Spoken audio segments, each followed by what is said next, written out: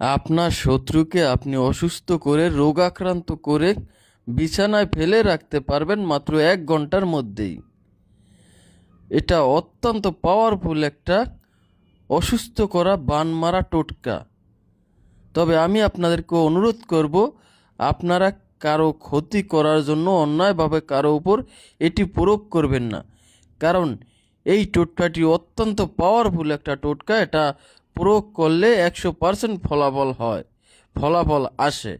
আপনারা পরীক্ষা করার জন্য কারো ওপর প্রয়োগ করবেন না, এটা আপনার নির্দিষ্ট শত্রুর ওপর প্রয়োগ করবেন যদি আপনি তার অত্যাচারে অতিষ্ঠ হয়ে যান।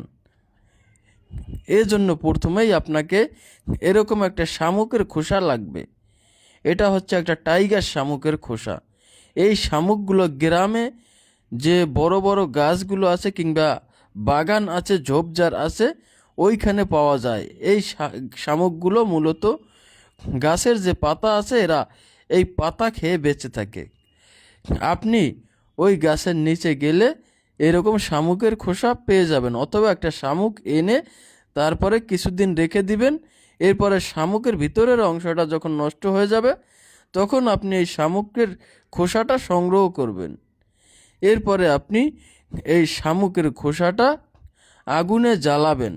জ্বালানোর পরে দেখা যায় সাদা আকৃতির কিছু পাউডার হবে, অর্থাৎ যে শুকনো চুন হয় সেরকম কিছু শুকনো চুন হবে। আপনি সেটা দিয়ে পানির সাথে মিলিয়ে কিছু চুনের মতো পেস্ট তৈরি করবেন, যেটা মানুষে পান দিয়ে চুন খায় ওরকম কিছু চুন তৈরি করবেন পেস্ট আকারে। এরপরে আপনি যে কোনোভাবে হোক আপনি সিঁদুরের দোকান থেকে কিছু পরিমাণে কাম সিঁদুর সংগ্রহ করবেন। এরপরে এই যে আপনি চুনের পেস্ট তৈরি করলেন, এই পেস্টটার সাথে কিছু কাম সিঁদুর মিশিয়ে ভালোভাবে মিশিয়ে নেবেন। মেশানো হয়ে গেলে চুনের রঙটা একেবারে লাল হয়ে যাবে। আপনি এই পেস্টটা দিয়ে যে কোনো অমাবস্যার রাতে একটা জীবিত কলা গাছের কাছে গিয়ে ওই কলা গাছের গায়ে আপনার শত্রুর একটা প্রতিচ্ছবি আঁকবেন। অর্থাৎ আপনার শত্রু যদি একটা ছেলে হয় তাহলে একটা ছেলের ছবি আঁকবেন, আপনার শত্রু যদি একটা মেয়ে হয় তাহলে একটা মেয়ের ছবি আঁকবেন। ছবিটা যে হুবহু তার মতো হতে হবে এমন না, আপনি একটা ছেলে অথবা মেয়ে আকৃতির ছবি আঁকলেই হবে।